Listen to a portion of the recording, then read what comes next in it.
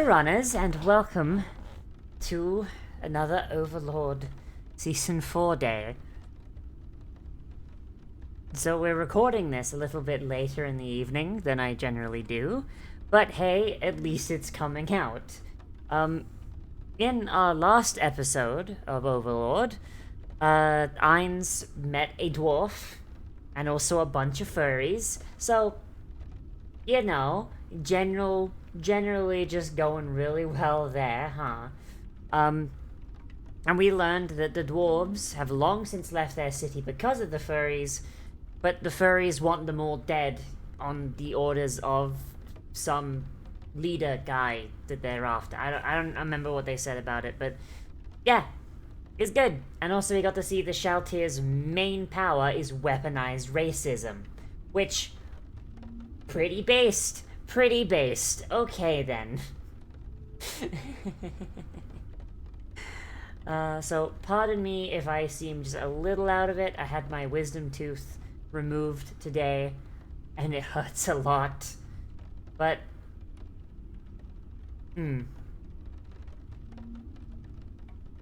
but hopefully this will go well. But let's get in here and let's see how our boy handles the dwarves and the furries, shall we? In 3, 2, 1, and go!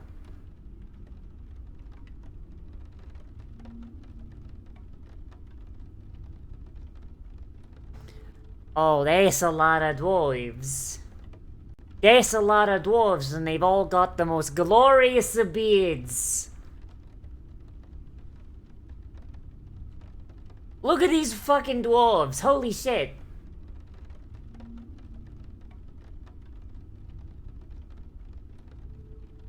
Like,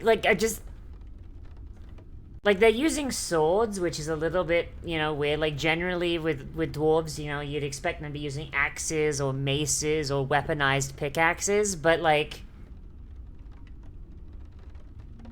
Oh, they're not using Oh, they are using magic, okay. So it looks like some of them are using magic, and some of them have, like, magic items that launch spells. That's actually pretty cool. But look at these motherfuckers, though. Like, they've got the big, bulky, plated armor. They've got these long, well-manicured beards that have got, like, decoration in it. They're riding subterranean lizards as mounts. Like, holy fuck, you wanna look at dwarves and you wanna say, right, there's a fucking dwarf right there. These are some fucking dwarves right here. Holy shit.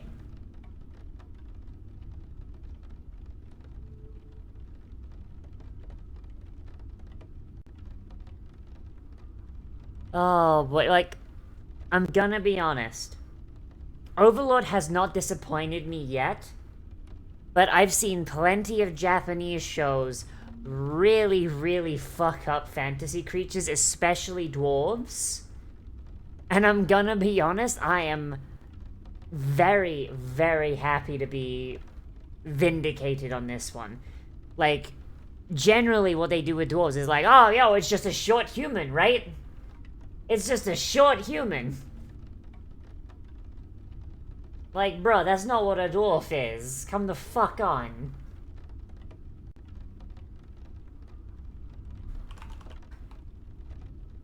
Yeah, looks at slime. Yeah.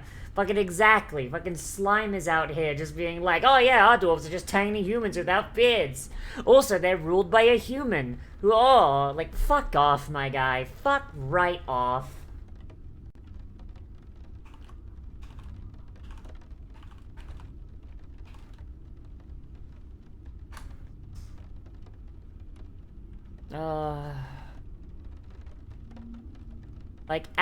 Just, bruh.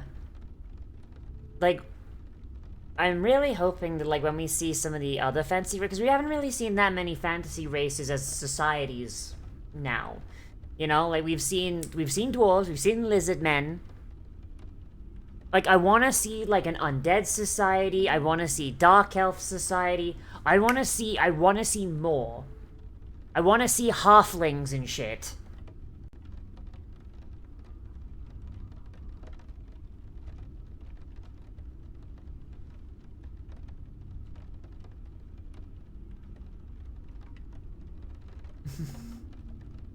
Like, even the goblins here, like, are done fairly well. Like, the idea that the goblin... But then again, these goblins aren't, like, societal goblins. They're summoned from Yggdrasil, which means they're not the goblins of this world. So, the actual goblins of this world might be very, very different.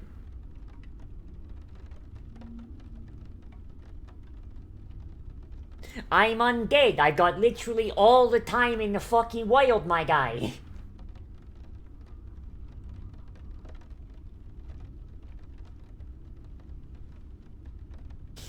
Heinz literally rolling up with his fuck you aura on. Heinz-sama, you appear to have forgotten to turn off your swag. Foolish dwarf. The swag never turns off.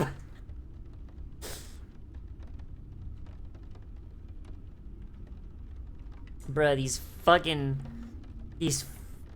like, kobold things. Oh, not kobold, fucking...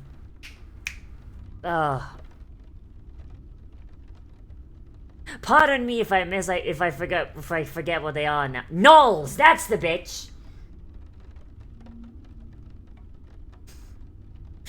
I'm still recovering. Oh my god, that man's arm just got popped like a grape. Holy shit. That's a big death knight. That's a big death knight.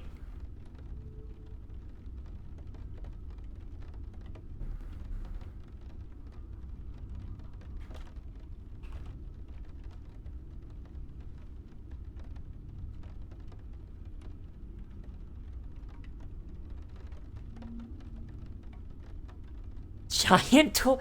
It's clearly undead, my guy. What the fuck?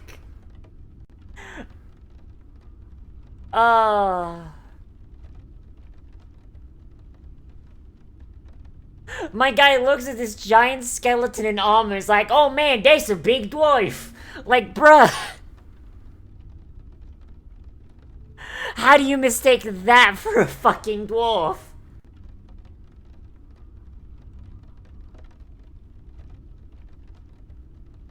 Damn. Oh, I was about to say, like, oh man, my guy...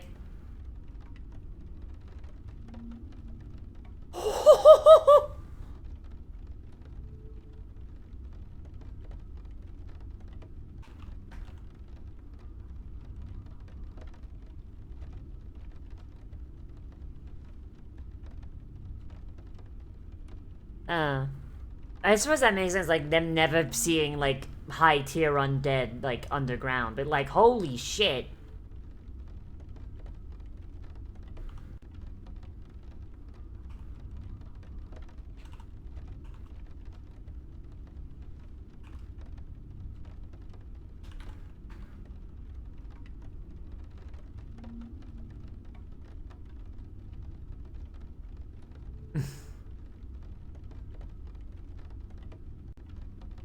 Oh my god, these dwarves, you know what? These dwarves are being a lot nicer to Ainz than, like, any human has been. Like, even when Ainz has gone out of his way to save humans, like, he's faced nothing but racism and suspicion. He goes to the dwarves, and they're just like, oh, yo, okay, you're terrifying, but you know what? You did us a solid, so we're in. Okay. Alright, chief. Like, let's have a little powwow. Come on now.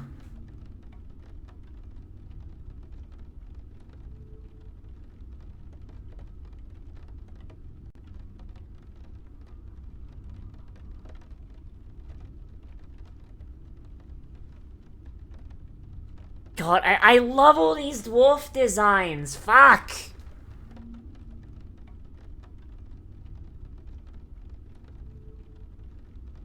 Like, look at them, like, they've all got their beards styled in, like, a specific way to them. Like, they've all got different beard styles, different ornamentation, curls, like...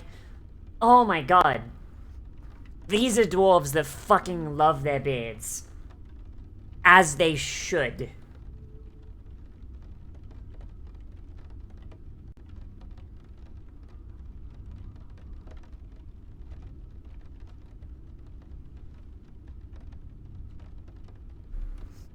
And also maybe some undead to protect your shit.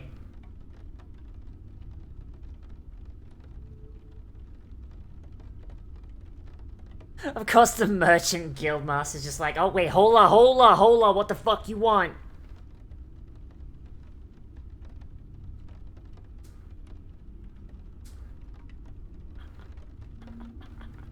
My man out here just blowing smoke. Like for someone who's kind of a dumbass, like Ainz is really good at this politics shit. You know, like not being able to recognize that the Empire like is terrified of him and not even knowing what a vassal state is. Ainz comes into this, he's like, alright, blow smoke up their ass, get them to owe me a favor. Like, he's picking up the game really fucking quickly.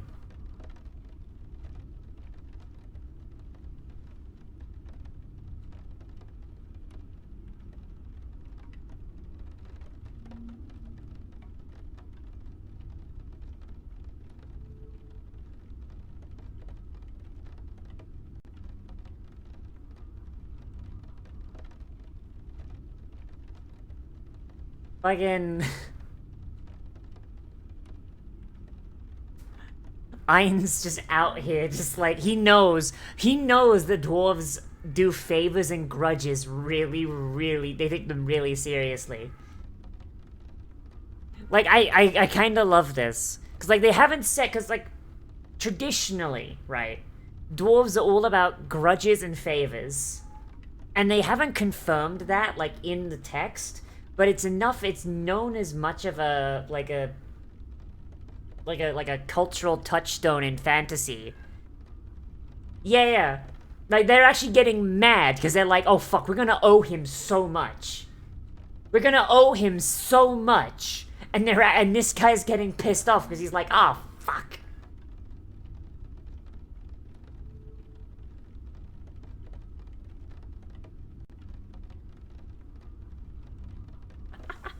Cards on the table. Like, I know you guys gonna be grateful.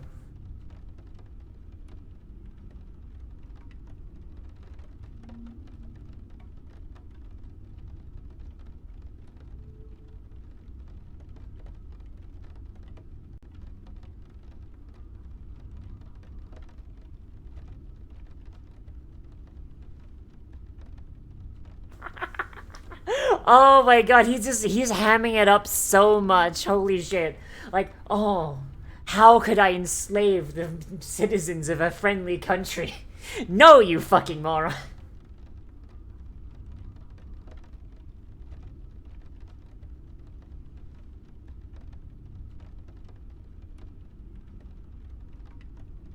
Like, oh god, like this is the best done dwarves I've seen in a long fucking time. A bit sippy here. Like actually, like I really love this. It's just like, all right, dwarves. What are dwarves about? They're about favors, grudges, and never letting a debt go unpaid. How does Ainz use this to his advantage? Well, he finds them in a tough spot, and he literally puts them so fucking indebted that they have...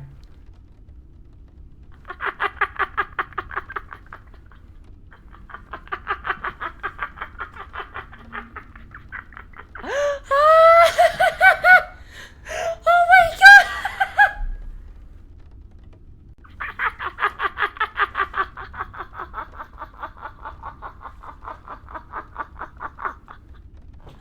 Okay, alright. I got just gonna stretch. I don't trust no one who can drink, grow a beard, or hang an axe. And this man's a skeleton wizard. Can't do any of those things.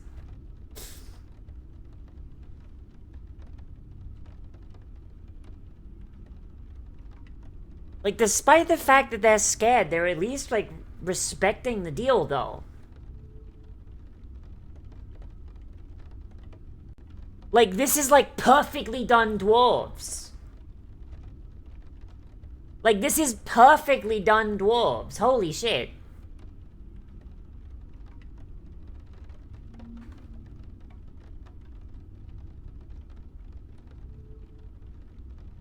I plan to create labor laws. Oh, shit. My first labor law is that Mondays will always be miniskirt Mondays.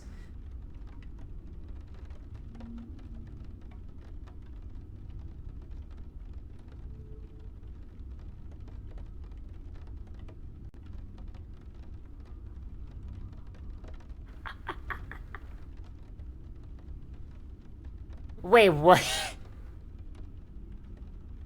Fake dwarf! What is this man? He's a fucking halfling. Look at this fucking piece of shit. I don't like alcohol. What kind of fucking dwarf is that?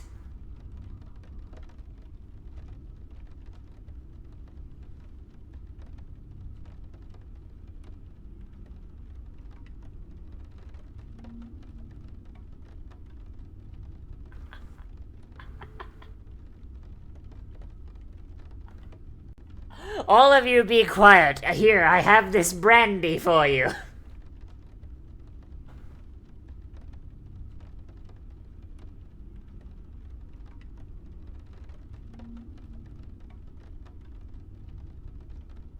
Anyone who wishes to come and smith runes for me will get one sippy. One singular sippy from this alcohol.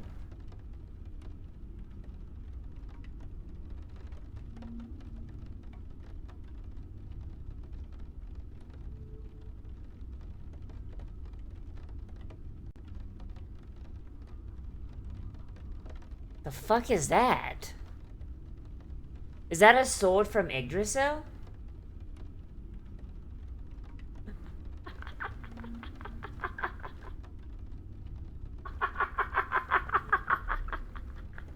Oh no!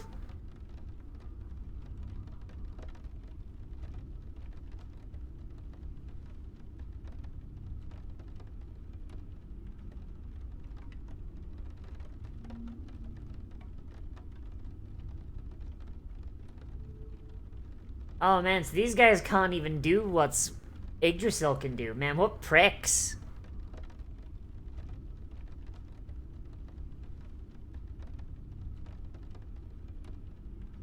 Where did he get this? Is this an Yggdrasil weapon, or did he pick it up in a previous season and I just don't know about it?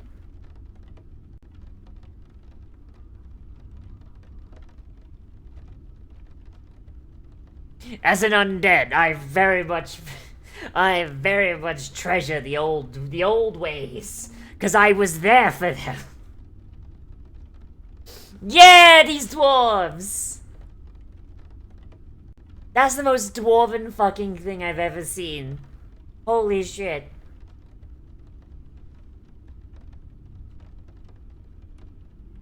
Like, fucking, like... Only dwarves would see an undead walk into their city, pull out a sword, and the undead say, "Alright, which one of y'all fucking knows how to make this?" And all of them are like, "Yo, I want to try it, though! I want to try it!" It's just an item with a runic design. Oh, it doesn't actually do anything? Oh no. Poor baby.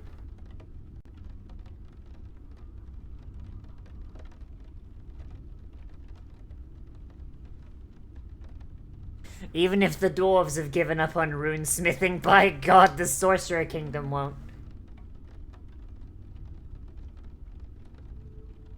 Oh, this is actually kind of sweet. Like, I know Ainz is doing this entirely for self-interest, but like, holy shit. This is actually the sweetest fucking thing I've seen him do.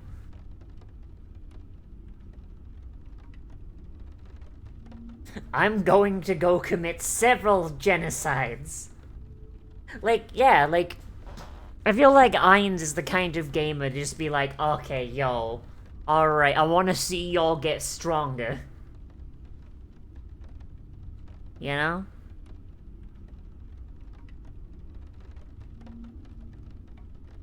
I don't know, like, I feel like after, like, playing Yggdrasil for so long and just getting dunked on by people that played, like, dwarves, humans, elves, shit like that, meeting some dwarves that don't immediately fucking just pull Glocks on him. Like, I feel like Ainz really, really appreciates that, you know? Like, Yggdrasil was a horrible racist nightmare, but now he has a way to try, at the very least, to make a world that's less shitty. And that's honestly something I really like to see.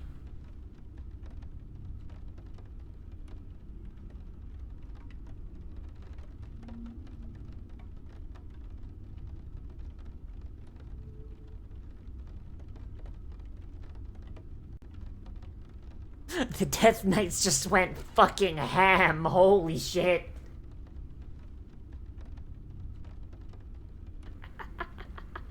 Ainz is just like, nah, I ain't stepping on that shit. I ain't stepping on that shit.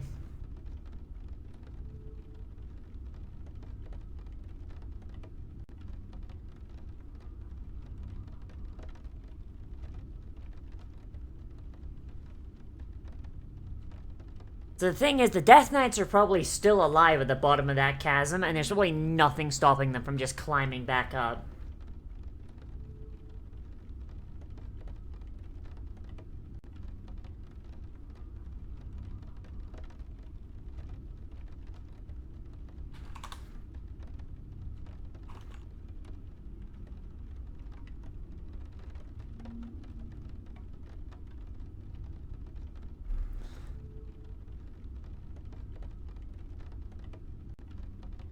That... Like, she's just taking this down, just like... She's writing, like, an entire, like, MLA-style fucking essay on this shit.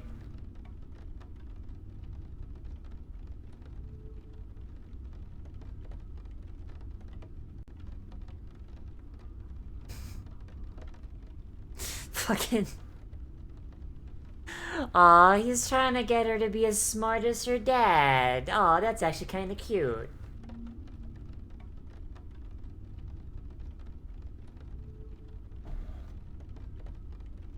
That's honestly kind of cute. I like that. That's fun.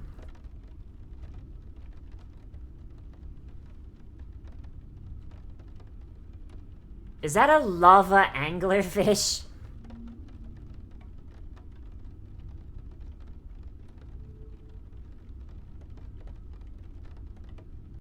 Okay, I'm fairly certain that just about everybody here is immune to poison, so...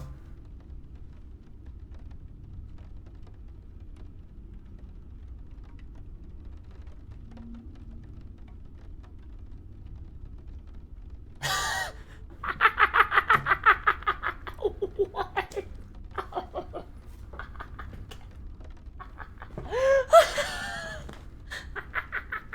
Ian just has a spell that's the Fable 2 navigation system. What the fuck? Ainz is just like, alright, time to cast Peter Molyneux. Alright, now we can go through this labyrinth and miss all the dead ends. Holy shit.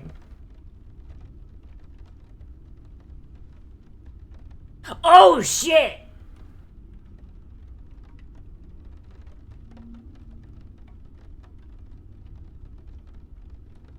Oh my god, we're actually getting a callback to those guys!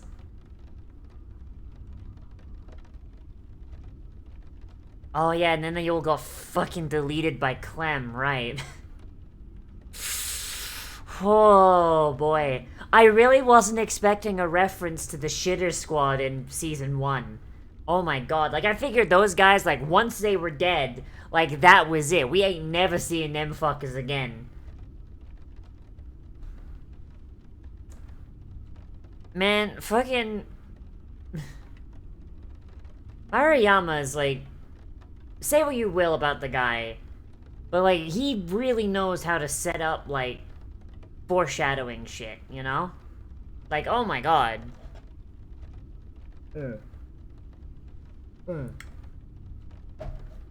Like, Maruyama, or whatever the... however you fucking pronounce his name. Like, my man really doesn't let, like, any single, like, a piece of world building go to waste, does he? He's like, alright, these fuckers are gonna mention that there's frost dragons in that mountain. Alright, like 100 volumes later, Ainz is going to go to those mountains. There's gonna be a fucking frost dragon there. Oh, boy. That's honestly really, really nice. That's honestly really fucking cool. And I like that a lot. Alright, but that was... It is a damn shame that he's burned out, but, like, honestly, I feel like some of that burnout is on him. You know, him getting upset that, like, stuff that isn't being localized is being fan-translated, and him getting pissy about that. That is entirely on him. But this episode was really, really good, and I enjoyed it very, very much so. Like, I really cannot emphasize how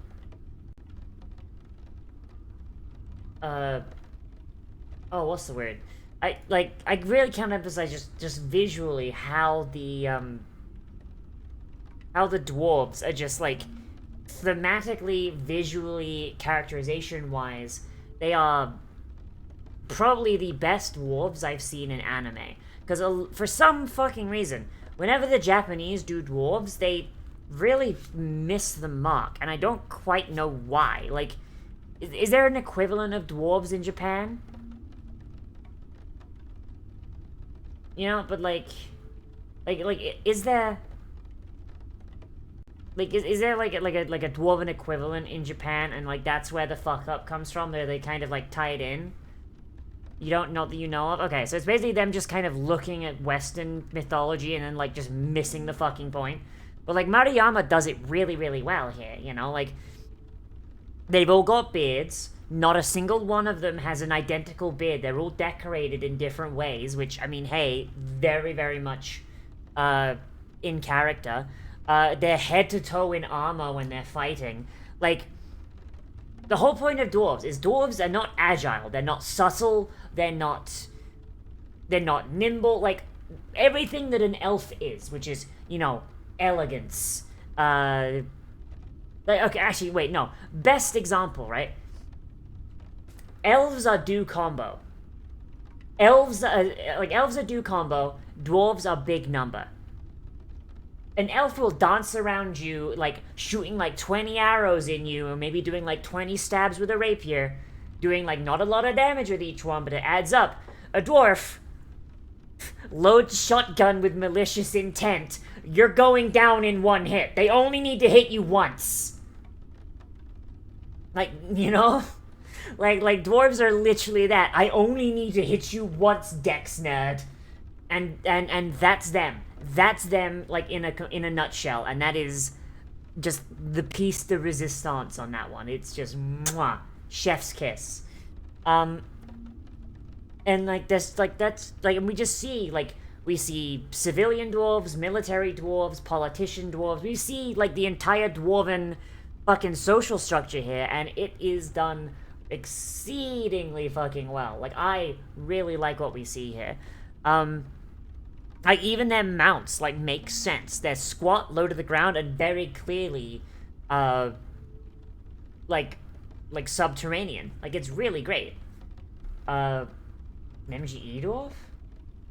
A monster girl dwarf! Oh boy, alright. Okay. Yep, that's what Japanese dwarves look like. Alright, that... Can't show that on stream. Can't show that in a Christian manga. But that explains a lot. If, like, Japanese dwarves are, Monster Girl encyclopedia shit. But it's just really, really great to see. And the fact that Ainz is fairly literate when it comes to fantasy creatures, it's honestly really cool to see. Like, he knows that dwarves respect grudges, they respect debts, and a dwarf will never leave a debt unpaid. So he's like, okay, I'll do all this shit for you, but then here are my demands. And the dwarves, when he leaves the room, they have the moment of like, fuck, what do we do? But then they kind of all come to the conclusion that, like, hey, look, he's helping us, we owe him a debt, whether he's evil or not, we have to follow through. But let's do our best to try and make sure that we're not selling our guys into slavery. And it really feels like, for the first time, Ainz is getting the first, like, fair shake that he's gotten since he fucking arrived in this new world, you know? Like, every single human nation fucking hates him the moment they see him. Meanwhile, the dwarves, though I imagine it's probably partially because of their war with the Quagoa, like, the dwarves are like, hang on a minute, let's give him a chance, let's give him a minute, hang on a minute. And honestly, that's what I expect from my dwarfy boys. Like, dwarves hate one thing, and that is elves. The only thing they like, you know, that is like the one thing that dwarves don't like. Anyone else is fair game. If they've got gold, if they've got a need for armor, and they're willing to trade gold for armor, or they're willing to, you know, help the dwarves out, the dwarves are more than willing to fucking help out. Like, you know, so long as they're not, you know, actively being harmful to the mountain or, you know, the world. Like, dwarves are classic lawful good. And that is what we're seeing here, and I absolutely fucking adore it. And I know, like, most of this seems to just be me gushing over the dwarves, but, like, I mean, honestly, that's most of what this episode is. Like, the dwarves are fucking rad. Okay, continue on. Ainz offering to take back their royal capital is, like, a massive Chad move for him. And it's something that's definitely going to get the dwarves basically in Ainz's back pocket for, like, the rest of eternity. There's nothing anyone can do, as far as I'm concerned, that'll be, like, able to one-up that. Like, Ainz has the dwarves. Like, and that is never gonna change. And I'm just kind of glad that Ainz finally has an ally that doesn't think that he's going to just fucking eat them when he gets bored. And I'm really, really here for it. I'm gonna be honest. But, yeah, they're Japanified Tolkien dwarves, exactly. Like, it's really good. It's really fucking good! But, yeah, I think that is all I have to say. Like, the Ainz, like, getting to show off some more spells is really good as well. I have no issues. I have no issues with this episode, and it's just absolute chef's kiss, this episode. And it really shows that Maruyama, he knows what he's doing when he's writing fantasy worlds. He really does. Oh, okay then, fair enough. To be honest, I scanned the MGE page, and I saw a lot of shit that I see in the lesser dwarven adaptations. But yeah, show good. Episode good. It is some good shit. But let me know what you guys think of this down there in the comments. Whether you liked it, you disliked it, and bring up something that I forgot to talk about, which is entirely possible. Oh boy.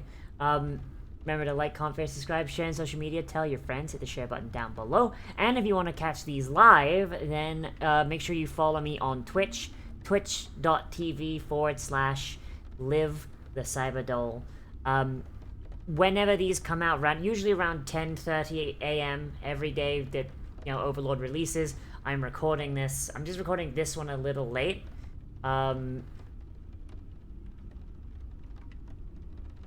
Oh, what the fuck? Why does it say gateway timeout above my head? How long has that been there? Shit, I don't know how long that's been there, but... Alright. Yeah, that... But... Yeah, now my brain doesn't want to work. Yeah, I hope you guys enjoyed, and I'll be streaming the Made in Abyss episode when it comes out, which by the time I think this goes live, I should already be streaming. Whether Made in Abyss is still going, I don't know, but I'm probably still live. So click the upper right hand corner button and it'll take you right there. Oh boy. As always, everybody, I am Liv, the Cyberdole, and I'll see you in the next one, runner. Bye-bye!